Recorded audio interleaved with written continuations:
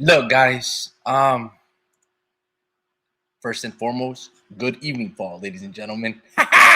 Look, man, something happened earlier right now where I guess my mic wasn't working. Um, if you guys notice like a glitch or my mic not working, just immediately type it. Just because I don't want to waste your guys' time, and I'm not even a big fan of doing lives, but yeah, just help a brother out, man. If you guys don't hear any audio, but boy, oh boy, is 2024 off to a very interesting start. You know, just like bad times, great times don't last forever. And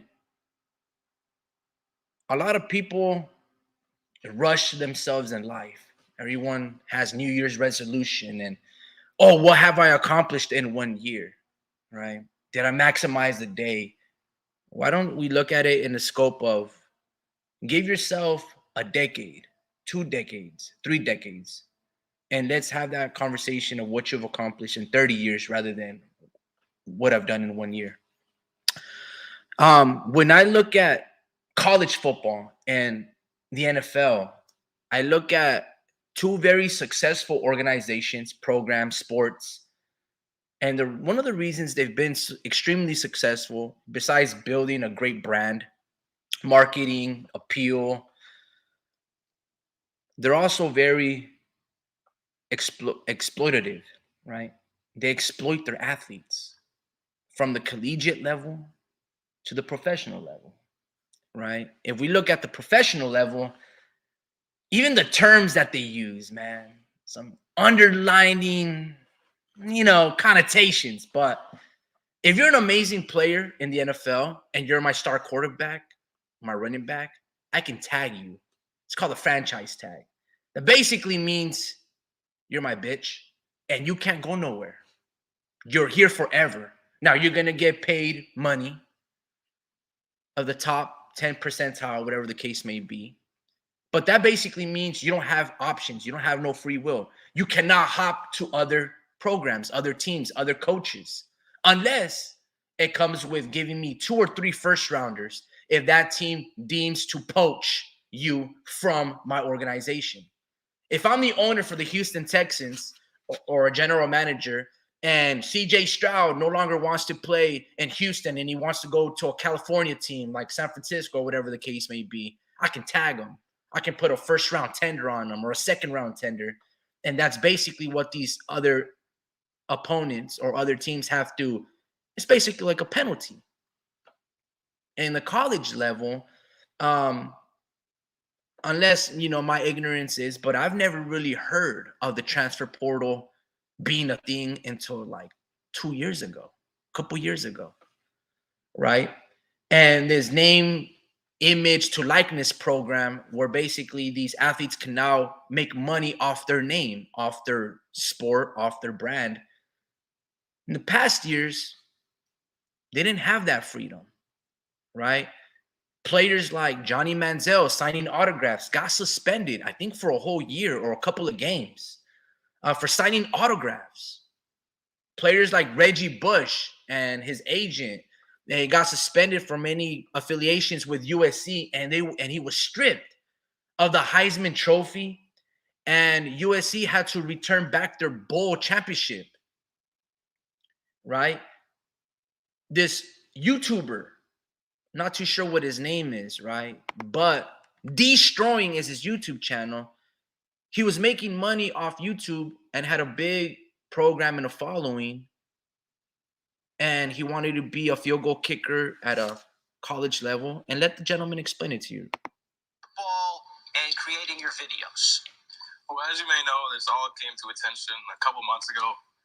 And throughout this whole time, they've been going back and forth trying to decide what they would do. And in the end, they just told me I either agree to the terms they gave me, which I didn't feel like were too fair, or, I choose to rule myself ineligible. So I really didn't agree to what they were telling me to do.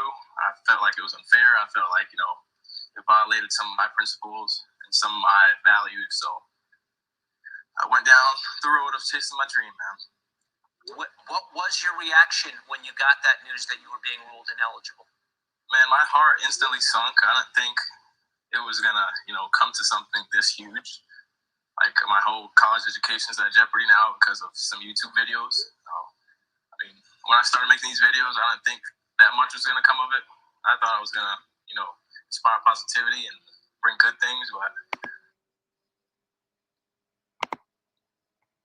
And now let's hear Richard Sherman talk about his experience as a student athlete at Stanford.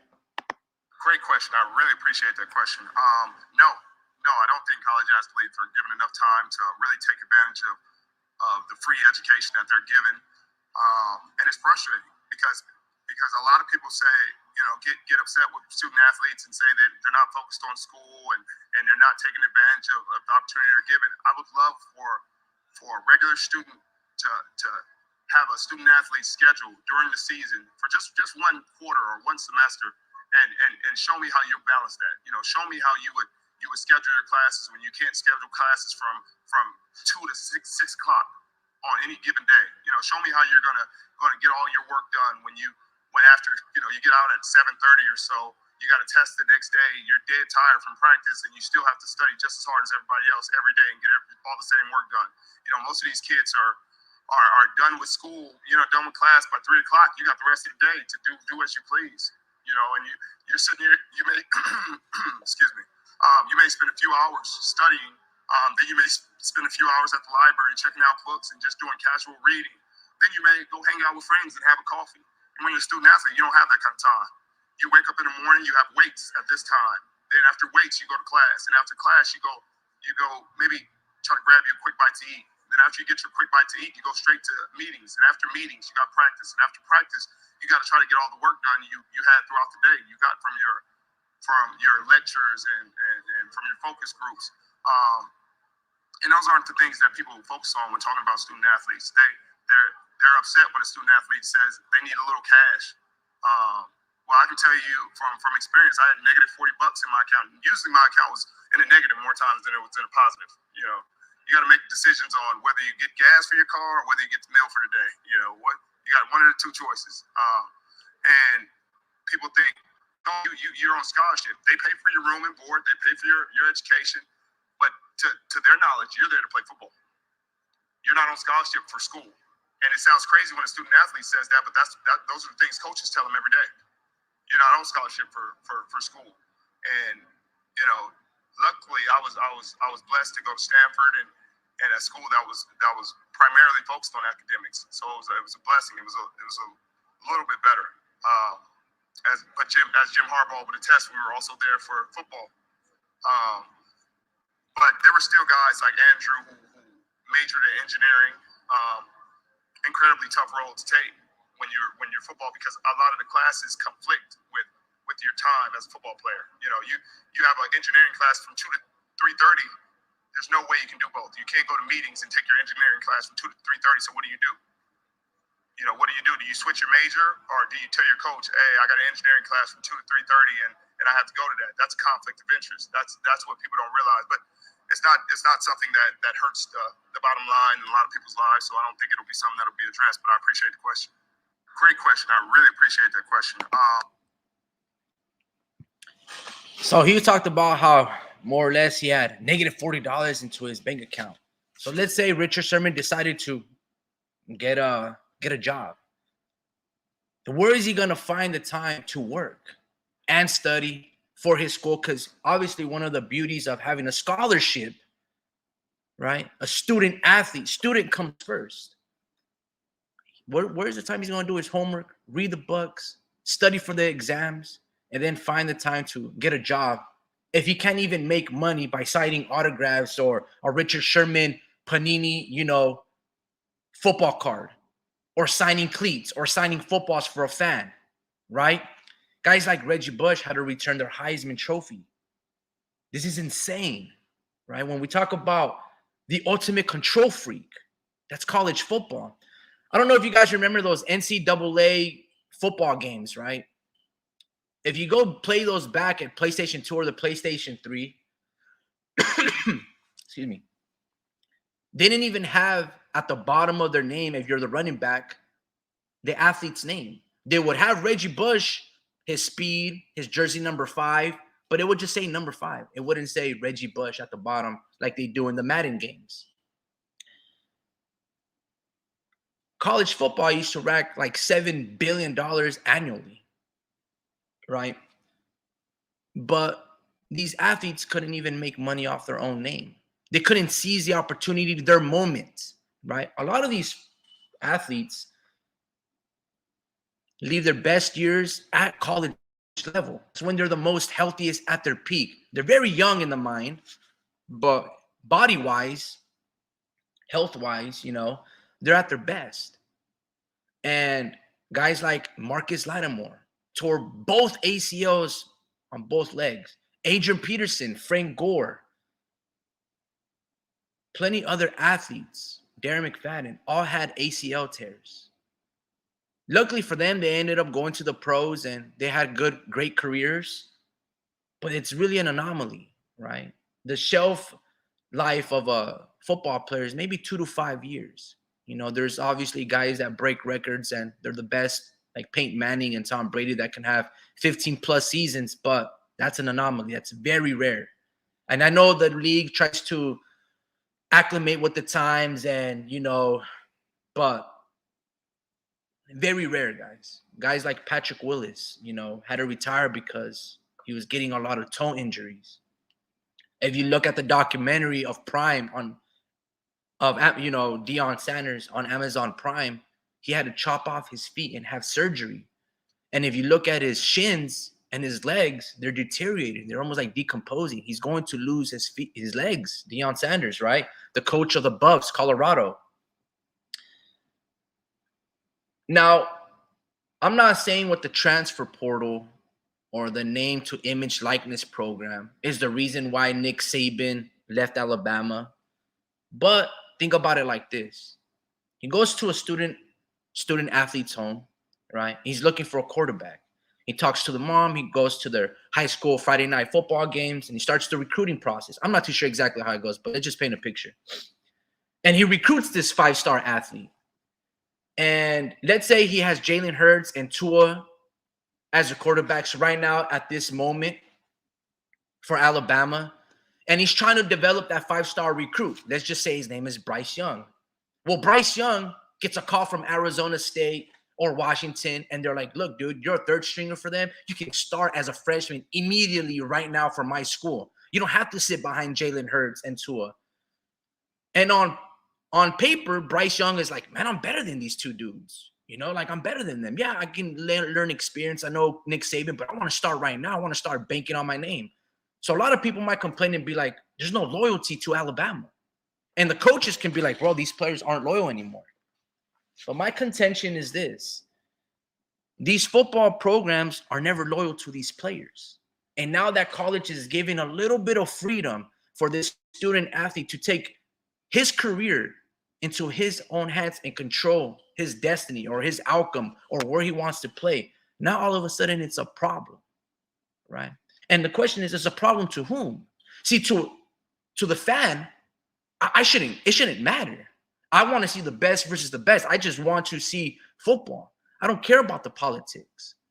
But to the colleges and the universities, they care. But here's the thing, man.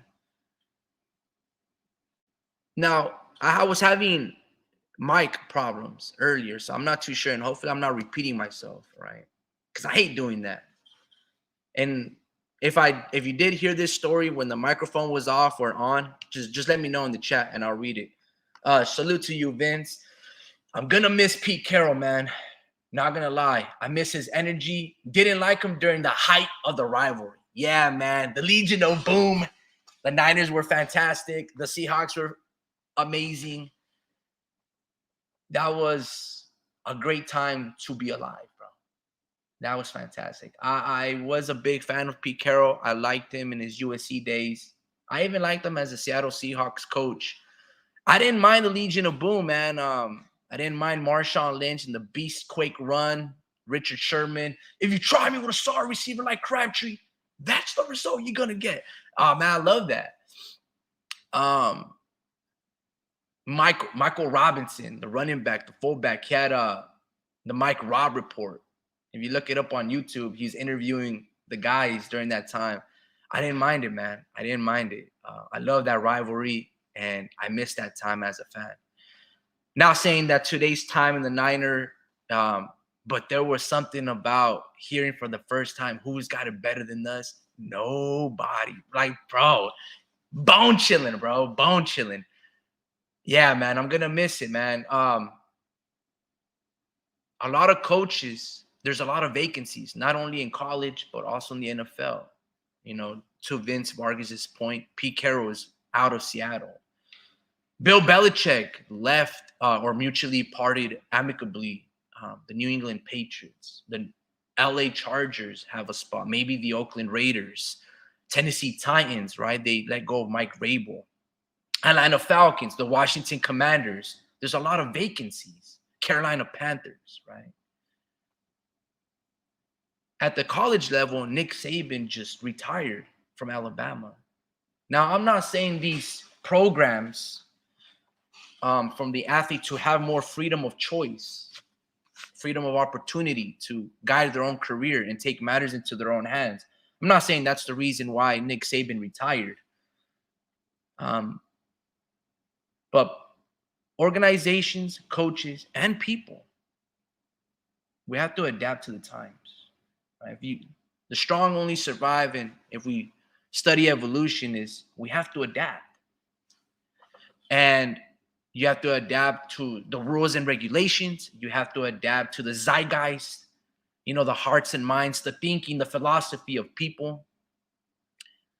And you have to adapt with your coaching, right? Your demeanor, all that. Every year it's a constant change, especially decades. And like I was talking about earlier with the franchise tag and student athletes and this transfer portal, right? It's not necessarily a good thing or a bad thing.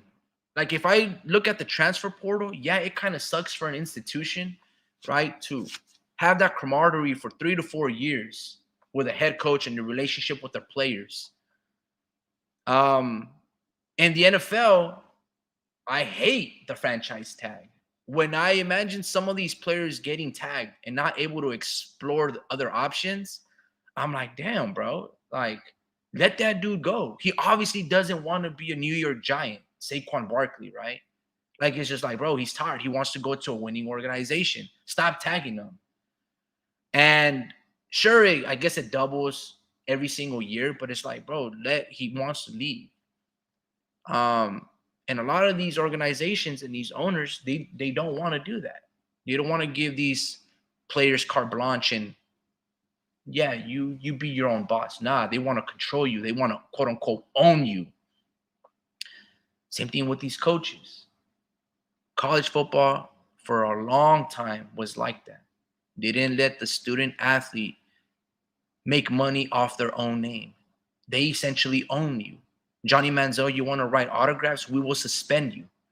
You don't want to play in our league, destroying. You don't want to quit your YouTube channel to be a field goal kicker in our prestigious sport? We're not going to let you make money. It's either your YouTube channel that you're doing to make money and feed, or this opportunity that you might not even get hired you might not even make the team, or you might not even make the NFL as a field goal kicker. Right, a couple years ago, Robert Arguello got drafted by the Tampa Bay Buccaneers, a first rounder. The San Francisco 49ers drafted to replace Rorschach, Robbie Gould, with this new kid, Jake Moody, right? In the third or second round, or maybe even the first round. I don't even remember, right? The Oakland Raiders were notorious for choosing Sebastian Janikowski in the first round. Now, that guy had an amazing boot. Boy can kick 60 yards. But for a long time, college always exploited its athletes. They controlled them, even to this day. And now with this transfer portal and the name to image likeness, now there's a lot of complaints, right? Go through the social media. People give out a lot of point of views, very interesting point of views, right? But for example, I read this comment earlier today, and this guy, his name is James.Rankin.Texas. 90% of college football fans don't care about individual players' name, image, or likeness. They care about the university they went to. Even back in the day when players got paid under the table, at least they were loyal for 3 to 4 years to school. Now it's just mercenaries being bought to the highest bidder. I don't care if players get paid. I just want there to be some sense of loyalty to the school I love and cheer for. They don't care about the school, so why would the fans care about them? Same reason I don't give a fuck about the NBA. NIL basically took away the thing that made CFB, college football, special, right? That's one of the main arguments that people point out to, right? There's no loyalty to 3 to 4 years to a school. But like Richard Sherman gave you an insider look, it's like, bro, this is not just me playing football and me attending a great school. We're not here for that. We're here for football only. Double days, OTAs, studying coverage packages, watching film, team meetings, workout sessions, rest and relax, R&R, do it again. And then I got to study for my school. Oh, no, now I got to get to sleep. What about having a job?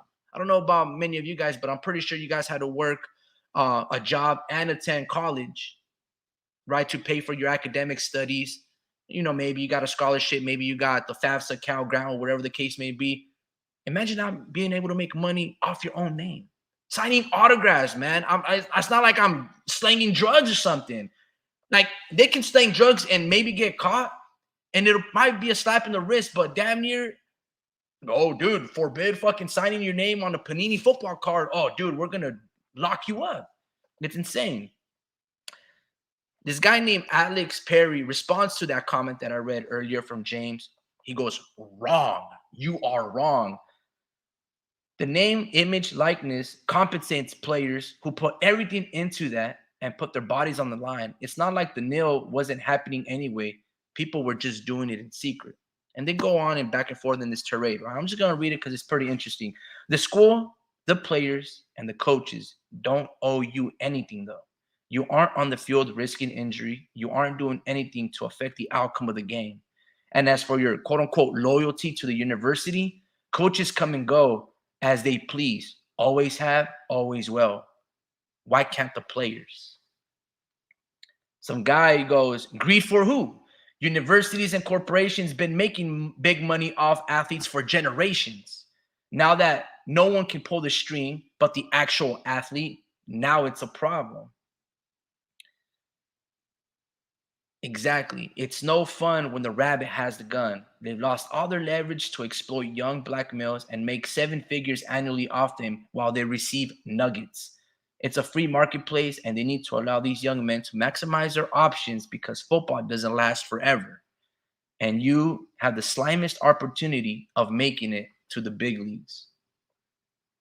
Man, these are great arguments, right? And again, I'm not too sure why Nick Saban retired. I'm not too sure why Bill Belichick decided to amicably part ways, right? But they've been dominating for the sport for a really long time. Maybe Nick Saban got a call and he wants to go coach the LA Chargers. I'm still going to call them San Diego Chargers, man. San Diego Chargers. Maybe Bill Belichick wants to coach the Washington Commanders and start all over and, branch out. Or maybe he just wants to go fish in his boat and just, I don't know, swim the beautiful oceans. But you got to adapt to the times, man. And I like this. I like the direction of where college football is going. Obviously, it needs to be much more organized and structured, especially in their scheduling. I feel like they have to do a better job in doing so. But yeah, man. What do you guys think of this topic? What do you think about all these vacancies of jobs? What do you think about the transfer portal and the name to image likeness thing? Right? I think. Let me see what I got here. Got the kicker destroying Reggie Bush. And that led to Reggie Bush winning most of the major college football awards, including the Heisman Trophy. He'd been the second straight USC player to win it, joining the man who you had just seen a moment ago there hugging him, was quarterback Matt Leinart. However, in 2010, the NCAA forced USC to vacate its 2004 national championship when it found out Bush had accepted impermissible benefits from marketing agents. USC got a 2-year postseason ban. Bush gave back his Heisman under pressure The school was ordered to permanently disassociate from him. That was later changed to a 10-year ban. That ban. That's insane. And that was 3 to 4 years ago. Wow, man. He was banned from associating with USC. He had to return his Heisman Trophy because he felt the pressure. And they stripped USC, right, the University of Southern California, of that national championship bowl. Now, if I'm not mistaken, I think USC beat Texas Longhorns when they had Vince Young, and it was an amazing game. There's here Johnny Manziel, who signed autographs, and a lot of these things are well documented. I think Netflix has a couple of Netflix specials, and you guys can watch them. They're actually really impeccable in top tier Bush journalism. definitely gets a bad shake because he took a little money in college and he took his Heisman away. Like, Jesus. they should. He did what every give Reggie his Heisman back. He did what every college football player wants. They all want to get like, oh hey, am I going to be recruited high enough to give me a little vehicle or a little job? I mean, this is the whole thing that hopefully in the next couple of years changes in college football is, man, these guys come from nowhere to get a chance to go play football, and guys are coming up to you, offering you money or this and that. This is more money than you've ever seen in your life. Your family has in their bank account. Tell me you're going to punish this kid because of that, because maybe his family got a Malibu beach house while he was playing at USC or whatever. But some players are better than others. If you fucking ran the rock like Reggie Bush, you should have fucking 2 Malibu beach houses. I don't think that's a bad thing at all. I was praying to the gods I would get some money in college. I go check that mailbox. God damn, another bill. I wanted something. Not even in Michigan? Bro, I caught myself a couple of free meals every once in a while. I go pay a tab and they'd be like, no, don't worry about it. The O-line in any college locker room or NFL locker room, it's funny. For most of the O-linemen that I feel like I've been around, they're always about the free meal, the free. Get that free shit. That's all I got. If I ever got something, it was like a free meal, like some waffle fries and a chicken sandwich. I'd be like, hell yeah, let me get that tab, I guess. And they're like, no, don't worry about it.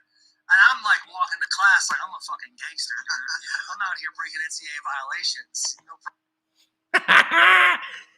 Man, what a G, man. But, I showed you guys this brutal knee injury for Marcus Lattimore. Yeah, man, the harsh realities of sport. Right? This is just football, man. Yeah, guys, that was brutal, man. I know I gave a list of names that suffered ACL injuries, but this one with the Marcus Lattimore hits home, obviously, because the Niners drafted him, but it was both of his legs, and he didn't even get to play one snap of professional football. I think the Niners drafted him in the 4th, 5th round, gave him a shot.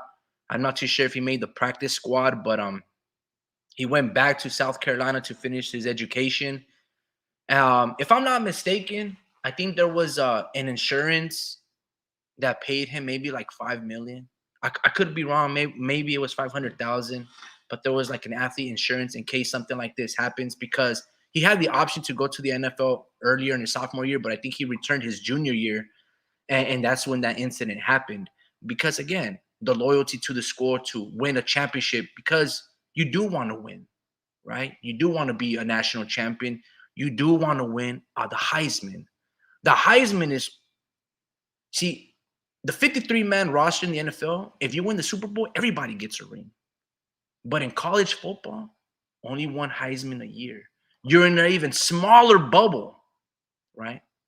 Now, I'm not saying the NFL is not difficult, but you can be on the practice squad, right? Or just a reserve on the second, third stringer, safety. Never even play a snap, but they're having the depth. And you can be on the New England Patriots and win by a field goal by Adam Vinatieri. When the Heisman is on individual effort. Individual effort. Obviously, you got a team and stuff, but you got to beat out all these amazing contestants.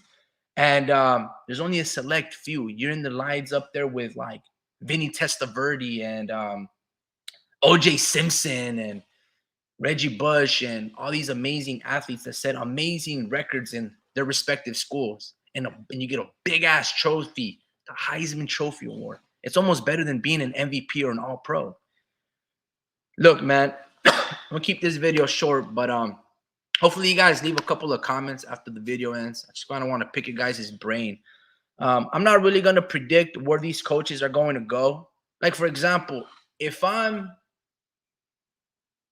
what's his name? Bill Belichick, right? Everyone's like, oh, he should go to, you know, the San Diego Chargers or whatever. But if I'm him, I'm going to the Washington Commanders. They got a good-ass team, in my opinion. They got 3 first-rounders. They got, as receiving core, they got 2 good running backs. Sam Howell is a pretty good QB. And they got a good defense. They would have been even nastier had they kept Chase Young and Montez Sweat. But they have a good defense. Bill Belichick can go in there. He can probably draft a Caleb Williams. He's got, like, I don't know, a lot of money in the salary cap to play and bring in free agents. Obviously, San Diego with Justin Herbert. They got Derwin James, but I think they're like $40 million over the cap. So they're going to probably let go of like Khalil Mack or Joey Bosa. But they still got like Keenan Allen and Mike Williams. And then the rookie receiver that they got, Quentin Johnson, with Austin Eckler. For sure. You know, that's the more lucrative spot. It's nice, sunny San Diego in California. So everybody wants that job. So Jim Harbaugh might want to take that job if he leaves Michigan, which I don't doubt. I don't think he's leaving Michigan. Like, why would Jim Harbaugh establish and win a national trophy, get all these recruits, and leave at the peak of the of his tenure? He's been doing it 3-4 years to build up to this moment, and then he's just gonna walk away? Fuck no. He's gonna want to run it back 2, 3, 4 times. Right? And then maybe go to the NFL. I don't know, man. There's a whole lot of vacancies. You know, Mike Vrabel, if I'm the Washington Commanders or maybe even the New England Patriots, I'm bringing in Mike Vrabel. 2021, he was coach of the year. Right? Tennessee, they fucked up. They shouldn't have let him go. There's also Pete Carroll. Again, let's see if these guys want to continue coaching, you know, because they are a little up there in age. And at what time do you say, man, I love the sport of football, but maybe it's time to walk away? To be honest with you, I expected more out of the Seattle Seahawks with the equity and the players that they got in compensation for that trade to the Denver Broncos for Russell Wilson. They should have been winning that number 1 spot over the Niners or in contention for the number 1 seed in the NFL, because, yeah, they regressed, especially Geno Smith and company. They should have been much greater than what they really were. And, but yeah, man, there's a lot of vacancies and a lot of coaches on the market. And maybe these teams are parting ways because they didn't do a great job, you know, acclimating to their players and adjusting to this new NFL. And I will say this, man, the NFL is always ever changing, but it's possible that football has plateaued. And that's maybe why they're trying to branch out and go into Germany and the UK and London and Mexico and, you know, expand their markets. Like, why would they do that? Right? You can be like, well, there's big fan bases out there. We got to be, you know, we got to show growth. So right now the NFL has 32 teams. Maybe they add 4 more, right? Germany, right? And they become global rather than Americentric, right? Who knows? Maybe the ratings are off. And I don't know, man. I'm just talking and pissing in the air. But yeah, man. Have a good night. On that note, stay safe. We'll probably talk after Callum Smith pulls the upset against Artur Beterbiev on ESPN. To be honest with you, I don't really think that's going to happen. Artur is really good, and it's not that I think he's all this great, but I don't trust Callum Smith. I've seen him get beat by Canelo Alvarez where he didn't really want to throw a lot of punches. He wasn't really intelligent, utilizing his height, and he let a shorter man and Canelo just walk him down the ring. And he also let John Ryder do the same when they're in the World Boxing Super Series tournament. I don't trust Callum Smith to pull the upset against Beterbiev, who's also shorter than him. But on that note, man, we'll probably go live after that fight in boxing. Shout out to Jojo Diaz for accepting the fight with for accepting the fight with that prospect out of Grand Prairie, Texas, Houston, Texas, Dallas, Texas. I don't know. Kid Austin Floyd Schofield. It's probably in his name, from Austin, Texas. But yeah, shout out to Jojo Diaz for fighting Floyd Schofield, whatever, however you pronounce that. It's really intriguing. If Jojo comes in shape, I think Jojo can probably pull the upset, but he has to throw more punches. Obviously, Floyd is going to, he's in his moment. He's younger, but he's a little flawed. He's very athletic. But from an experience and an intelligence standpoint, I think Jojo has the upper hand.